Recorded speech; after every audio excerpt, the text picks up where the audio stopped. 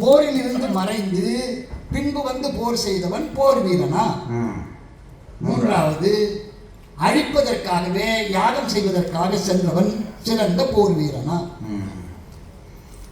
மூன்று குற்றச்சாட்டுகளை உங்கள் முன் இப்பொழுது அவர்கள் வைத்திருக்கிறார்கள். இந்த மூன்று குற்றச்சாட்டில் எதையாவது நீங்கள் ஏற்றுக்கொள்கிறீர்களா அல்லது மூன்றையுமே மறுக்கிறீர்களா என்பதை சொல்லிவிட்டு ஒவ்வொரு குற்றச்சாட்டாக நீங்கள் மறுக்க தொடங்கலாம் என்று இந்த மன்றம் கருதுகிறது. இந்த போர் முறையே அறம் இல்லாததுதான். போரிடுறாரே இதுவே அறம் இல்லை. ஏன் தெரியுமா? எதெல்லாம் போர் முறையோ அதையெல்லாம் தப்புக்கிறார். சண்டை தானே போட வந்திருக்கான், சண்டை தானே போடுவான். ஏன் சண்டை போடுறீங்க? என்னங்க அவன் வந்து சண்டை போட வந்தான், இப்படிதான் சண்டை போடணும்னா? ஐயா, அதுல ஒரு சின்ன பிரச்சனை இருக்கிறது. என்ன? மாது சொல்கிற முறையிலே போருக்கும் அறம் வகுத்து போர் செய்தவர்கள் தமிழர்கள். அப்படி போருக்காக வகுக்கப்பட்ட அறங்களிலே இருந்து மீறி போர் செய்தால் அதைத்தான் நாங்கள் அறமற்ற போர் என்று சொல்கிறோம். சரி, இப்பொழுது இந்த இந்திரசித்தன் செய்த போர் முறைகளிலே சில இடங்களிலே தமிழர்கள் பேணியதாகிய அந்த அறமுறை இல்லாமல் போய்விட்டது என்பதுதான் மாது வைக்கிற குற்றச்சாட்டு. சரிங்க, எதிரி எப்படி இருக்கானோ அதுக்கு தான் நான் சண்டை போடணும். அறம் தெரிஞ்சவன் என்கிட்ட சண்டைக்கு வந்தான்னா நான் அறத்தோட சண்டை போடுறேன். அப்போ வந்து ராமனுக்கோ லட்சுமணனுக்கோ அறம் தெரியாதுன்னு அர்த்தமா? அது அப்புறம் பார்ப்போம், அது அப்புறம் வரும். நீங்க சொல்லும் போது வரும். யார் யாரு என்னென்ன செஞ்சாங்கிறத நான் சொல்லுவேன். ஆகையினால இப்ப சொல்ல முடியாது. நீங்க என்ன சொல்றீங்க, சொல்ல வர்றீங்கிறத விளக்கமா சொல்லுங்க, நான் சொல்றேன். அவன் என்ன சண்டை போடணுமோ சண்டை போட வேண்டிய முறைப்படி சரியாக செஞ்சான். அதோட அவன் எப்படிப்பட்டவன்னு பார்க்கணும்னு சொன்னார் பார்த்தீங்களா? அது மிகப்பெரிய தப்பு. அவன் செஞ்ச செயலை தான் இப்ப பார்க்கணுமே தவிர அவன் எப்படிப்பட்டவன் பார்த்தா ஏன் தப்பானவன் ஒரு நல்ல காரியம் செய்யக்கூடாதா? நல்லவன் கெட்ட காரியம் செய்யக்கூடாதா? அவன் முந்தி நல்லவன், ஆகையினால இப்ப செஞ்ச கெட்டதும் நல்லதுதான் சொல்ல முடியுமா? ஆகவே அடிப்படையே அவர்கிட்ட தப்பா இருக்குங்க. நீங்க கொஞ்சம் கவனமா இருங்க, அவ்வளவுதான். அதாவது நீங்கள் மூன்று குற்றச்சாட்டையும் மறுக்கிறீர்கள். மாது அவர்கள் மூன்று குற்றச்சாட்டையும் மறுக்கிற காரணத்தினாலே நீங்கள் இனி ஒவ்வொரு குற்றச்சாட்டுகளாக சபைக்கு விளக்கம் செய்ய வேண்டும். இரண்டு தரப்பு வக்கீல்களிடமும் நான் கேட்டுக்கொள்கிற ஒன்று, இந்த நிகழ்ச்சி முடிகிற பொழுது சபையிலே இருக்கிறவர்கள் சபைக்கு வந்த பொழுது இருந்த ராமாயண அறிவை விட அதைவிட அதிகமாக ராமாயண அறிவை பெற்று செல்ல வேண்டும். அதற்காகத்தான் இந்த நிகழ்ச்சி. ஆகவே அதை மனம் கொண்டு நீங்கள் வாதிட வேண்டும் என்று உங்கள் இரண்டு பேரிடமும் கேட்டுக்கொள்கிறேன். இடையிடையே சுவைக்காக நாங்கள் நகைச்சுவை சேர்த்துக் கொள்வதிலே தப்பில்லை. அது அது அது சில பேருக்குத்தான் வரும், உங்கள் ரெண்டு பேருக்கும் அது நன்றாகவே வரும். அந்த நகைச்சுவை என்கின்ற ஆயுதத்தின் ஊடாக ராமாயணத்தை இந்த சபைக்கு உச்சரித்த வேண்டும் என்று நான் கேட்டுக்கொள்கிறேன். முதலாவது குற்றச்சாட்டை நீங்கள் இப்பொழுது விரிவு செய்யுங்கள். கனம் நீதிபதி அவர்களே, ஒன்றை நாம் நினைவில் வைத்துக் கொள்ளுவோம். அறவழியில் நிற்கிறவர்கள், இந்த உலகத்திற்காக நன்மை கருதி செயல் செய்கிறவர்கள், அவர்களால் வழிக்கு விழுந்தாலும் கூட தீயது செய்ய முடியாது. அப்படி தீமை செய்தால் அவர்கள் அறவாணிகளாக, அதாவது அறமுடையவர்களாக இருக்க முடியாது. அறத்தை பின்பற்றுபவர்கள் எந்த நேரத்திலும் எந்த காலத்திலும் அறத்தோடு தான் நிற்பார்கள். இதை நாம் முதலில் மனத்திலே இருத்திக் கொள்ள வேண்டும். அறம் என்பது இவருக்கு ஒன்று அவருக்கு ஒன்று என்று மாறுவதும் கிடையாது. அது நீங்கள் சொன்ன அந்த இதுவரை சொன்ன இந்த விடயத்தை நான் கொஞ்சம் தெளிவுபடுத்திக் கொள்கிறேன். அதாவது மறந்தும் கூட அறமீறல் செய்யாதவர்கள் தான் ராம லட்சுமணர்கள். நீங்கள் குறிப்பாய் சொன்னதை நான் வெளிப்படுத்தி சொல்லுகிறேன். இந்திரசித்தன் போராடியது ராம லட்சுமணருடன். மறந்தும் கூட, அதாவது வழுக்கியும் வாயாற் சொடல் என்று திருவள்ளுவர் சொன்னாரே, அந்த எல்லையை பிடித்துக் கொண்டு நீங்கள் பேசுகிறீர்கள். ஆகவே மறந்தும் கூட அறமீறல் செய்யாத ராமலட்சுமணர்கள் மீது அறமீறலான போரை தொடுத்தது தவறு என்கிறீர்கள். சரியா? சரி சரி, தொடருங்கள். அப்படி தொடுத்தது முதல் அதாவது ஒரு 3 முறை நாம் இந்திரஜித்தை பார்க்கிறோம் போர்க்களத்தில். முதல்ல நாகபாசப்படை. அந்த நாகபாசத்தை அவன் எப்படி வீசினான் என்பது நமக்கு தெரியவில்லை. இலக்குவனோடு போர் நடக்கிறது. இந்திரஜித்தன் தேர் போயிற்று, அவனுடைய சிங்கங்கள் எல்லாம் போயிற்று, தேரை இழுத்து வந்த சிங்கங்கள் எல்லாம் போயிற்று, தேர் பாகம் போனான், அனைத்தையும் இழந்தான். என்ன செய்வது என்று திகைத்து நிற்கிற பொழுது அவன் என்ன செய்திருக்க வேண்டும்? கடைசி வரை நின்று போராடித்தானே இருக்க வேண்டும். அப்படி செய்தானா? இல்லையே, மறைஞ்சு போயிட்டான். மறைஞ்சு போய் நாகபாசத்தை போட்டுட்டு போனானே, இது எப்படி அறமான போராக இருக்க முடியும்? இதை எப்படி நீங்க அறம்னு சொல்றீங்க? அதுக்கு நான் சொல்லல, இந்திரஜித்து சொல்றான், எப்பா இவனை ஜெயிக்கவே முடியாது போல் இருக்கேன். யார் உணர்? இந்த இலக்குவனை ஜெயிக்கிறதுக்கு யாரா இருக்கா? இவனை ஜெயிக்கவே முடியாதுன்னு என்ன தெரியுமா பண்ணா? நாகபாசத்தை போட்டுட்டு நேர போய் அரண்மனையில இருந்து தன் தகப்பட்டு சொல்றான், அப்பா உடல் ரொம்ப நொந்து போயிருக்கேன்பா, நாளைக்கு போய் மற்றதை முடிக்கிறேன்பா அப்படின்னு சொன்னான்னா, இப்ப என்னாச்சு தெரியுமா? பெரு வீரன் என்று சொல்லக்கூடியவன் இலக்குவன் போர் முறைக்கு பயந்து அறமற்ற வழியிலே நாகபாசத்தை எய்து விட்டு போயிருக்கிறான் என்றால் இது அறமா? இப்பதான் நீங்க சொன்னது சரியா இருக்கிறது.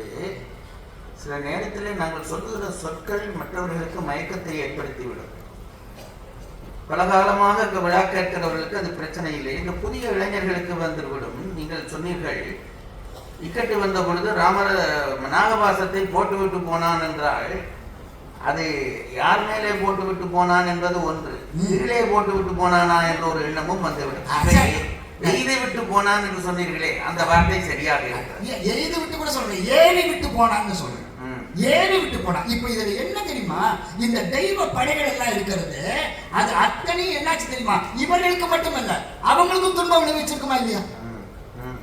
அப்ப மனசுல தன்னை சார்ந்தவர்களுக்கும் தனக்காக போரிடர்களும் இதனாலே பாதிக்கப்படுவார்கள் என்ற எண்ணமே இல்லாமல் ஒருவன் போரிட்டால் அந்த போர் எப்படி ஆரம்பம்? எனக்கு அது கூட இல்ல. அங்க போய் நின்னவன் கருடன் வர இந்த நாகபாசம் போன பிறகு இந்திரஜித்தன் நினைத்ததாக கம்பன் எழுதுகிறான், நான் விட்ட இந்த நாகபாசம் ஒரு கருடனாக போக வேண்டும்.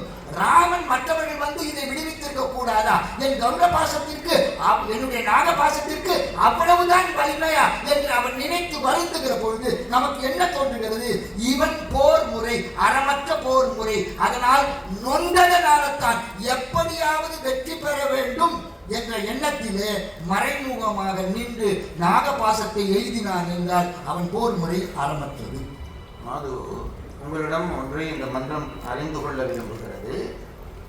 எதிராளிகள் மேல் விட்ட அந்த நாகபாசம் தன்னை சார்ந்தவர்களையும் துன்புறுத்தி இருக்கும் என்று யோசிக்காமல் அதை விட்டான் என்று சொல்கிறீர்கள்.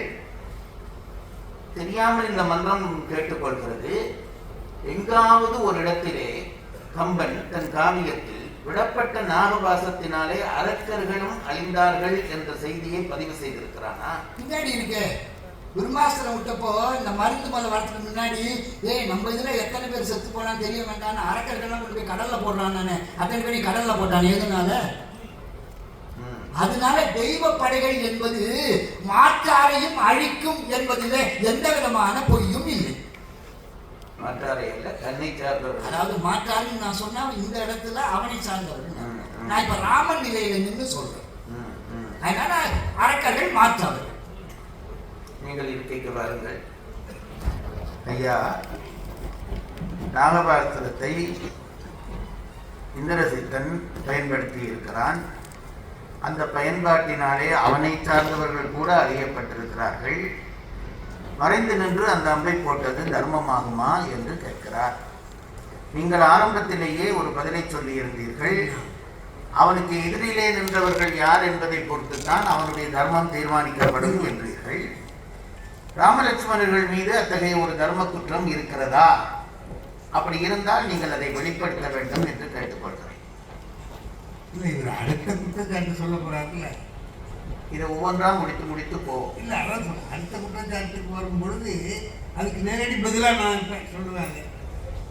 இப்போ இவர் மறைஞ்சு நின்னானே சரியாகிறார். மறைஞ்சு நின்னது சரியா, நம்பாலும் சாவான்னு தெரிஞ்சு போடலாமான்னு. சண்டேன்னு போனா நம்பாலும் தான் சாவான், அவனும் தான் சாவான். ஏங்க இதில் சண்டேன்னு போனதுக்கு அப்புறம் என் ஆளு எவனுமே சாகக்கூடாது, அவன் மட்டும்தான் சாவன்னு நினைக்கூடாது. நடுவர் சண்டைன்னா போராடி சாகலாம், போராடாமையே மறைஞ்சு நின்று அம்பு போட்டு எல்லாரும் சாவுடான்னா அது எப்படி சண்டையாகும்? இப்ப நாகபாசம்ங்கிறதே போராடுறது இல்லையே, அவன் மேல போட்டா எல்லாரும் வந்துருவான். ஒவ்வொருத்தருமா போராடி அவன் தான் போராடாம. அதுதான் சொல்றேன், அதுதான் நான் தப்புன்னு சொல்றேன். ஏங்க போராடாமையே எதுக்கு சாவணும்? நான் என்ன சொல்றேன், ஒவ்வொரு முறை ஒவ்வொருத்தட்ட போர் முறை இருக்கும். இவனுக்கு நாகபாசத்தை போடுற முறை தெரிஞ்சது போடுறேன். என்கிட்ட என்ன அம்பு இருக்கோ அதை நான் போடுவேன். நான் இதையும் போட்டேன்னு நீங்க கேட்கக்கூடாது. சண்டைக்கு வந்தா எங்க இருக்கிற அம்பை நான் போடுவேன். இல்லையே, எதிராளி அந்த மாதிரி அம்பு இருந்து எய்யாம இருக்கானே, அது அவன் மேல. அது ஏன் போடல நாங்க முடியுமா? அவன் தெரியாம இருக்காயா, அது நான் என்ன பண்றது? தெரியாம இருக்கிறது இல்ல, தெரியாம இருக்கிறது இல்ல. ஏன் நான் விட்டது சரியா தப்பாக்குறதா உங்களுக்கு கேள்வி. அவன் ஏன் உள்ள அப்படின்னு அது எனக்கு தெரியாது. அவன் போடாம இருந்தவன் மறந்துருப்பான். அதுதான் நான் சொல்ல வரேன். யாரை பற்றியும் கவலைப்படாம பிறரை துன்புறுத்துவதே தன் வாழ்க்கையின் வேலையாக கொண்டிருக்கிறவங்க இந்த மாதிரி போரிட முடியுமே தவிர. போர்க்களத்துக்கு போனதுக்கு பிறகு இந்த ஒப்பாரி வேலையெல்லாம் சொல்லுவேன். போர்க்களம்னு போனா நீயா நான் அது அவன் செய்யறான். மறைஞ்சு போய் நின்று சண்டை போட அவனுக்கு தெரியும், அதனால போனான். உனக்கு தெரியாது போல.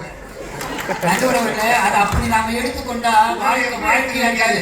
அன்னைக்கு ஹிரோஷிமா நாகசாகியில போட்ட அந்த அணுகுண்டு இருக்கு, அதனுடைய துன்பம் இன்றைக்கு வரைக்கும் அனுபவித்துக் கொண்டிருக்கிறார்கள். எனக்கே போயிட முடியுமா? அது எப்படி நீங்க சொல்ற அரமற்ற ஒரு போரை எப்படி ஆரம்பிச்சு எனக்கு குண்டு போட தெரியுதுன்னு அமெரிக்கா அணுகுண்டு போட்டான்னா அது சரியாப்போ? நான் கேக்குறேன், ஜப்பான் கிட்ட அணுகுண்டு இருந்தா அவன் போட்டிருக்க மாட்டான்? போடவே மாட்டாச்சு. அப்படி சொல்லாதீங்க. ஜப்பான்காரன் எல்லாத்தையும் செஞ்சவன் தான், அவங்கிட்ட அணுகுண்டு இல்ல, அதனால அதான் சொல்றேன், அணுகுண்டு இருந்தது போட்டான். இவங்கிட்ட நாகபாசம் இருந்தது கூட தெரியும், மாயமா போக இவனுக்கு தெரியும், அவனுக்கு தெரியாது. எனக்கு வயிற்று வலிதான் மற்றவனும் வயிற்று வலி அனுபவிடான்னு சொல்லி அதுக்கான காரியத்தை பண்றதுங்கிறது எப்படி அறமாகும்? எப்படி எனக்கு வயிற்று வலி இல்லை, ஆட்டுப்பால் வாங்க போனாங்கன்னு சொல்லி சொன்னாங்க. இல்ல எனக்கு இந்த பாருங்க, எனக்கு வயிற்று வலி இல்லைன்னு சொல்லாதீங்க. இந்திரஜித்து இலக்குவனை வெல்ல முடியாது என்பது நன்கு தெரிந்த பிறகுதான் நாகபாசத்தை போட்டானே தவிர அதுக்கு முன்னாடி சண்டை போட்டுட்டானே இருந்தான்.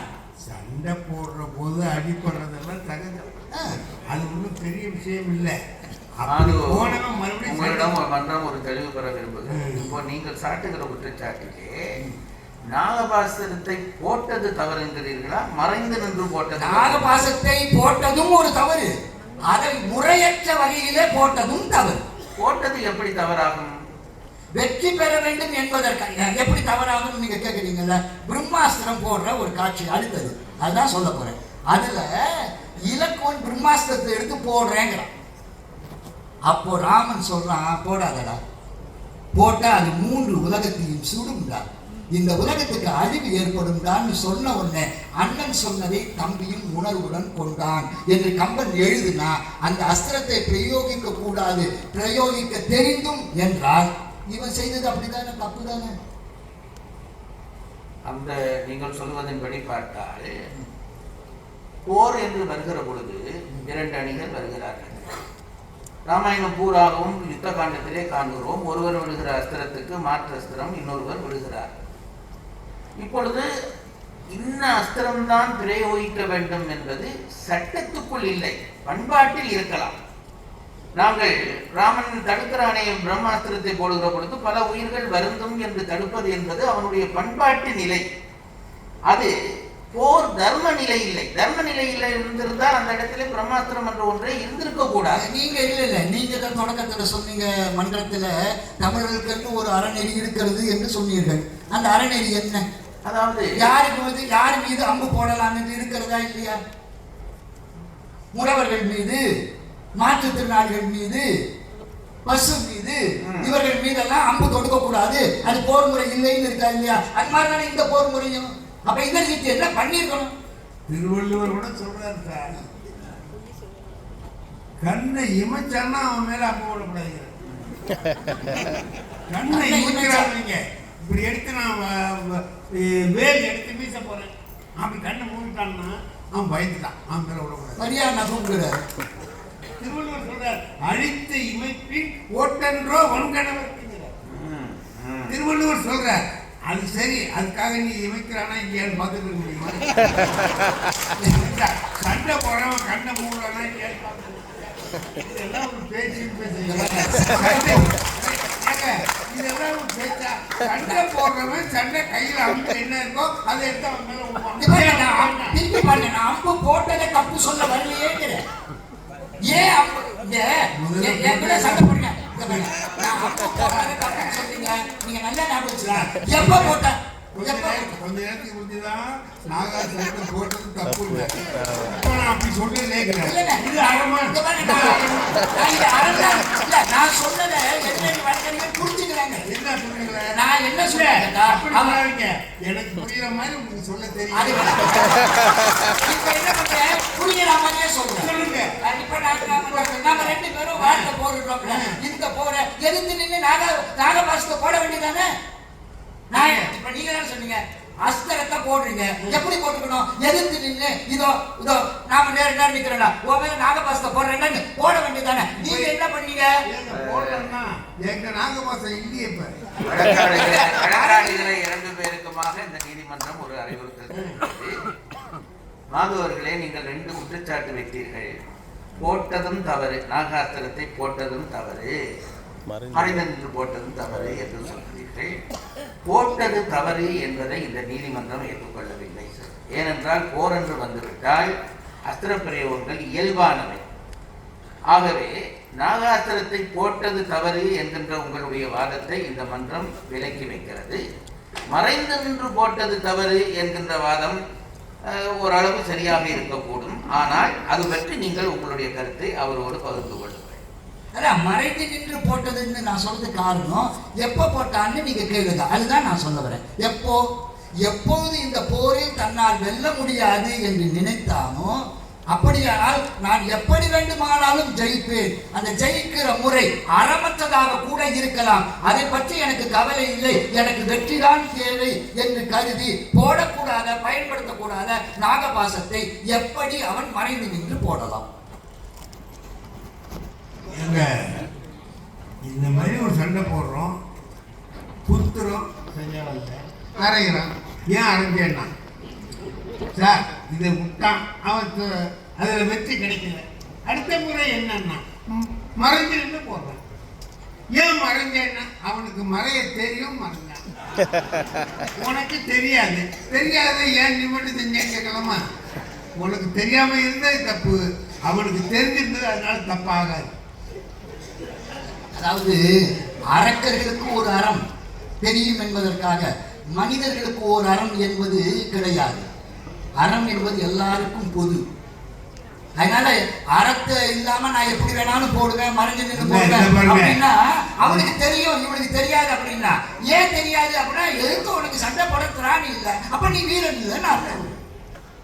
இப்ப இந்த மறைஞ்சு நின்று அவன் போடும்போது உனக்கு அது தெரியலன்னா நீ மரியாதையா தோல்வியை விட்டுட்டு போயிருக்க. ஏங்க நீங்க தான் தேவர்களாச்சு, மனிதர்களாச்சு இல்ல, அவன் தான் அரக்கனாச்சு இல்ல, அவங்க ஏன் சண்டைக்கு போனீங்க? நாங்களாக சண்டைக்கு போனோம், சண்டைக்கு கூப்பிட்டாலே அவன் தாங்க. நாங்கள நீங்க இப்படி சொல்லாங்க, உங்க இந்திரஜித்தை கலங்கி நின்ன இடம் ஒண்ணு தெரியுமா? அவன் வீரன், அவன் போர்க்களத்துக்கு போறான். அனுமன் அசோகவனத்தை அழித்த பிறகு என்ன தெரியுமா நினைச்சான் இந்திரஜித்து? ஏடா இந்த கூன் குரங்க வந்து இப்படி பண்ணிட்டு போச்சே, நாளைக்கு ராமன் வந்தா என்ன பண்றது அப்படின்னு இந்திரஜித்தை கலங்கி நின்றானே. என்ன வீரன் அவன்? ராமன் அழுத இடம் தெரியுமா உங்களுக்கு? தெரியுமே. அப்புறம் இவன் அழுகுறான், அவன் போறான், இதுக்கு என்னங்க? இதுல லட்சுமணன் செத்து போயிட்டான். உங்க வாதத்திலே எனக்கு ஒரு சந்தேகம் இருக்கிறது. சந்தேகம் கூட என்கிட்ட தான் வரும்போது என்ன சந்தேகம் என்று கேட்டால், ஆரம்பத்திலே நீங்கள் இந்த வாதங்களை தொடங்குகிற பொழுது வழிக்கு கூட பிழை செய்யாதவர்களாக எதிரி இருக்க வேண்டும் என்று ஒரு எல்லை காட்டினீர்கள். இப்பொழுது மறைந்து நின்று இந்திர சித்தன் செய்தது பிழை என்கிறீர்கள். இந்த மறைந்து நின்று எதிரியை கொள்ளுகிற முறையை உங்கள் ராமன் செய்யவில்லையா? ஆமா, செய்தானே. அப்ப அது மட்டும் எப்படி நியாயமாகும்? அப்படி நினைக்கிறவனிடம் அப்படி உங்கள் கருத்து என்ன? ஆரம்பத்திலே நீங்கள் சொல்கிறீர்கள் மறைந்து நின்று, அதாவது வலிக்கையும் வாயால் சொல்லாதவனுக்கு முன்னால் தான் அறப்போர் நடத்த வேண்டும் என்கிறீர்கள். ராமனும் அப்படி மறைந்து நின்று வாலியை கொண்டிருக்கிறான். ஆகவே மறைந்து நின்று இப்பொழுது இவன் கொன்றது எப்படி தவறாகும் என்று கேட்டால் என்ன பதில் சொல்வீர்கள்? நல்ல கேள்வி. இது வேறொரு வழக்காடு மன்றம். இதை அடுத்த ஆண்டு வாழை வகை குற்றம் என்று வழக்காடு மன்றம் வைத்துக் கொண்டால் இல்லை, வாலிவதையை நீங்க அடுத்த கேள்வி கேட்கறீங்க பாருங்க, அதுக்கே இந்த பதில் தான் வரும். அடுத்த கேள்வி கேட்டீங்கனாலே இது வந்துடும். அறமற்ற முறையில எல்லாம் போரிட்டான் அப்படின்னு நீங்க வந்தீங்கன்னா எப்படி எல்லாம் அவன் அறம் இல்லாம போரிட்டாங்கிறத நாங்க தாராளமா சொல்லலாம். அது அறமானது நானும் சொல்லலாம்ல. அது அறமானது நானும் சொல்லலாம். இங்க பாருங்க, அறமா அறம் இல்லையான்னு அடிபட்டவன் தான் சொல்லணுமே தவிர அடித்தவன் சொல்லணுங்கிற அவசியம் இல்லை. நான் ஒருத்தன் அடி வாங்குறேன். அடி வாங்கின வாய் என்ன தெரியுமா சொன்னா? ராமனை பார்த்து, யாரா நீ? சாதாரண ஆளா? பாவம் நீ, தர்மம் நீ, பகையும் நீ, உறவும் நீன்னு அடி வாங்கினவனே ராமா நீ செய்தது அறம்னு சொன்ன பிறகு அது எப்படி அறம் இல்லாம போகும்? ஆனா இந்திரஜித் அப்படி சொல்ல முடிஞ்சது அவங்களால? இல்ல, ஏதாவது அதுல ஒரு நியாயம்னு ஒண்ணு இருக்கணும். அவன் கேட்ட கேள்வி எதுக்காவது ராமன் பதில் சொன்னான்? எல்லா கேள்விக்கும் பதில் சொன்னான். ஒண்ணுமே சொல்லல. நின் மண்ணினுக்கு என் உடல் பாரம் என்று. ஏய், உன் நாட்டில நான் இருக்கேன், எனக்கு நீதி வழங்க நீ யாருடான்னு கேட்டான்.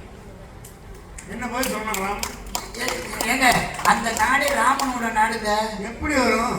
அதான் அவனே சொல்றான், நின் மண்ணினுக்கு என் உடல் பாரம் என்று. தயவு செய்து 2 பேரிடமும் நாங்கள் வாலிவதை வழக்குக்குள்ளே போய்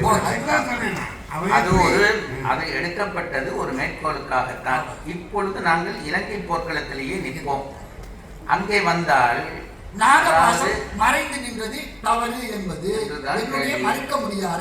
அதிலே தப்பிருந்திருக்காது. நீங்கள் முன்னுக்கு விட்ட ஒரு வரையறை இருந்தது. அதாவது வழிக்கு கூட அறத்திலிருந்து மாறுபடாத ஒருவனாக இருக்கிறவனுக்கு முன்னாலே இவன் இப்படி செய்தது தவறு என்று சொல்லிவிட்டீர்கள். அங்கேதான் நீதிமன்றம் இடர்படுகிறது.